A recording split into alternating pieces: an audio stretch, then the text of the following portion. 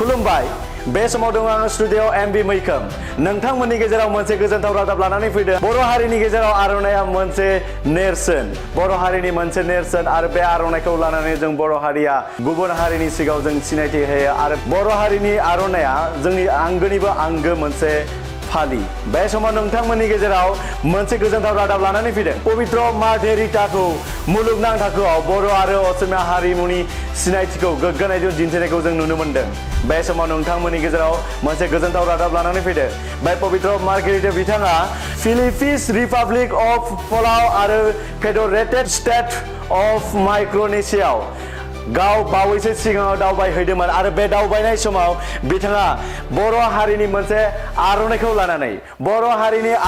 लानानै बिथाङा सिनायथि होदों बे आर'नाइया बर' हारिनि मोनसे सिनायथि जि होननानै बिथाङा फोरमायथिदों गुबुन हादोरनि दैदेनगिरिफोरनि सिगाङाव बे समाव बिथाङा गावनि बिबुंथिनि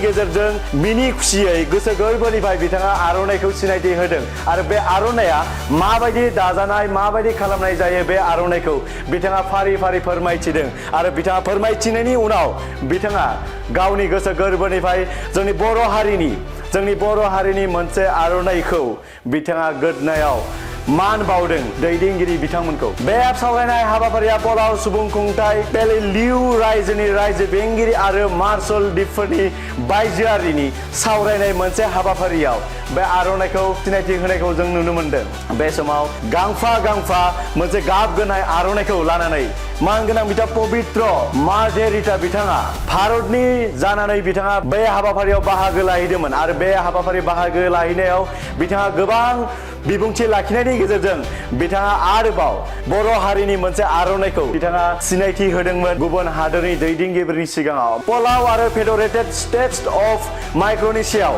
बिथाङा दावबायहैदोंमोन आरो बे दावबायहैनाय समाव बिथाङा मोनसे सावरायमेलनि गेजेरजों बिथाङा बाहागो लादोंमोन आरो बे सावरायमेल बाहागो लानायाव बर' हारिनि गाब गोनां आर'नाइखौ बिथाङा दैदेनगिरिफोरनि सिगाङाव बिथाङा सिनायथि होदोंमोन आरो बे आर'नाइया गांसे बर' हारिनि आर'नाइ होननानै बिथाङा फोरमायथिदोंमोन आरो बे आर'नाइया माबायदियै दाजानाय माबायदियै बे आर'नाइखौ बानायनाय जायो फारि फारि बिथाङा गावनि बिबुंथिनि गेजेरजों रोखा बिथाङा फोरमायथिदोंमोन आरो बिथाङा बुंबोदोंमोन दि बर' हारिनि गांसे आर'नाइया बर' हारिनि थाखाय मोनसे सिनायथि गोनां आर'नाइ आरो बे आर'नाइखौ बर' आइजोफोरा दानाय जायो होननानै बिथाङा फोरमायथिदोंमोन आरो बे फोरमायथिनायनि गेजेरजों जोबथारनायाव बिथाङा गावनि गोसोजों मिनि खुसियै बिथाङा दैदेनगिरिफोरनो गांफा गाब गोनां आर'नाइखौ बरायदोंमोन आरो बरायनायजों बिथाङा गोजोननाय फोरमायदोंमोन बे गांसे आर'नाइया बर' हारिनि थाखाय मोनसे गोग्गाथाव होननानै बिथाङा खनले बुंबाय थादोंमोन मोनसे गोग्गाथाव बाथ्रा बावैसो सिगाङाव बिटिआरनि चिफ प्रमद बर' बिथाङा बावैसो सिगाङाव GI टेगआव सोनो हादोंमोन आर'नाइखौ बे आर'नाइया आथिखालाव जोंनि जायगायावल' सिनायथि जानानै गैलिया बे मुलुग दरबाराव बे सिनायथि जाहैबाय आरो बे सिनायथि जाहैनायखौ बिटिआरनि चिफ प्रमद बर' बिथांनि दैदेननायजों GI टेगआव सोसनजादोंमोन बे आर'नाइया GI टेग सोसनजानायनि उनावनो जों मोनफानि उनाव मोनफा गुबुन हादोराव गुबुन रायजोआव जों आर'नाइखौ बाहायनायखौ जों नुनो मोनगासिनो दङ आरो बे आर'नाइखौ सन्मान होनायखौ जों नुनो मोनगासिनो दङ बे समाव नोंथांमोननि गेजेराव मोनसे गोजोनथाव रादाब लानानै फैदों बिटिआरनि चिफ प्रमद बर' दैदेननायाव बिथाङा GI टेगआव आर'नाइखौ बिथाङा सोसननो हादोंमोन आरो बे सोसननायनि उनावनो आर'नाइखौ गुबुन हारिनि अनगायै जोंनि बिटिआरनि जोंनि आसामनि जोंनि भारत हादरनि अनगायैबो गुबुन हादोरावबो आर'नाइखौ जोङो मान बावनायखौ जों नुनो मोनो आथिखालाव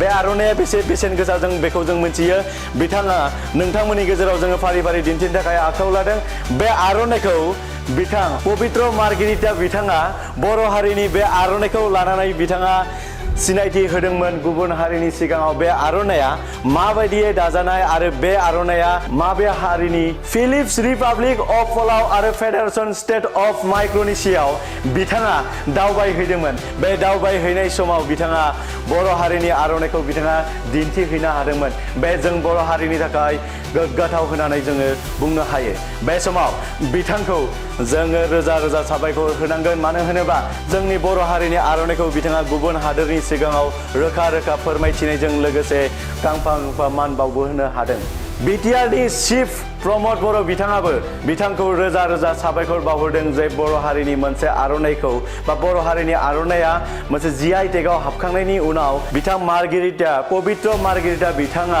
गुबुन हादोराव लांनानै आर'नाइखौ दिन्थिहैनायनि थाखाय बिथां प्रमद बर' बिथाङा साबायखर बावदों बिथांखौ।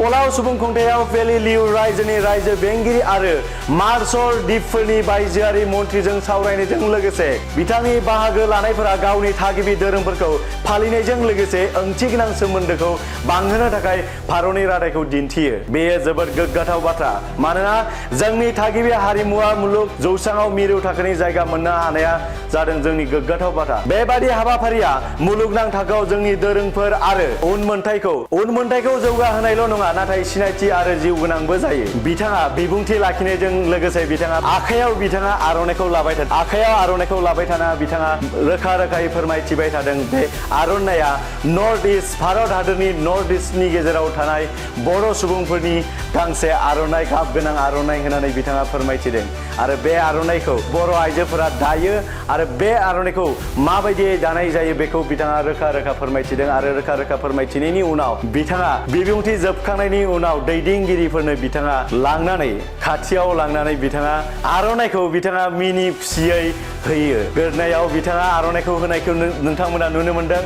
बे जाबाय जोंनि थाखाय बेसेबांबा गोग्गाथाव बाथ्रा आरो बिथाङा आर'नाइखौ हैदों जायफोरानोखि आर'नाइखौ लादों बिथाङा मिनि खुसियै बरायनानै लादों बिथां होनाय आर'नाइखौ एबा बजबनानै लादों।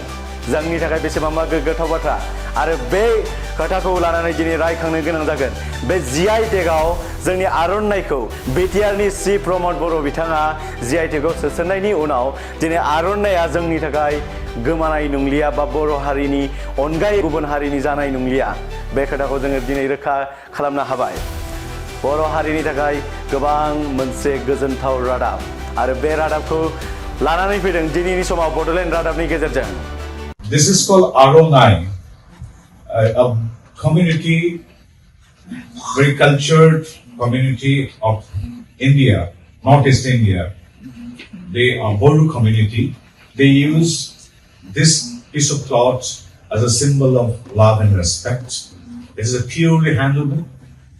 And earlier, during the days of wars, they used to use this as a belt.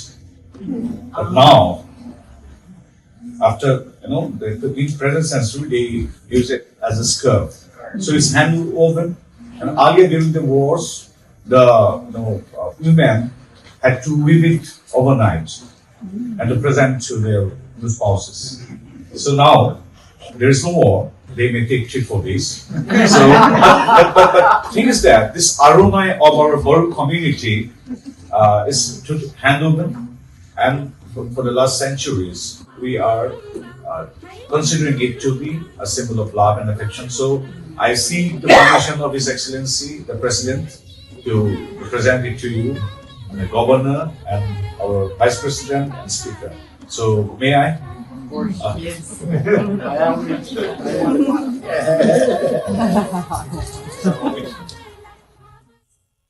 Excellencies, as the Honorable Minister is saying to all, we will be bring here in the class. Thank you.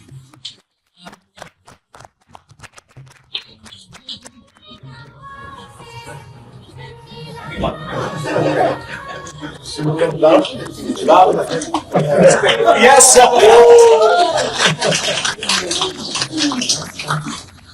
And this is Gamosa. That was Aronai. This is Gamosa, Excellency. So I'm really honored. And I have brought it from India. Yes. The last one is Gamosa. It's common for all the communities of Assam. So thank you. And thank you.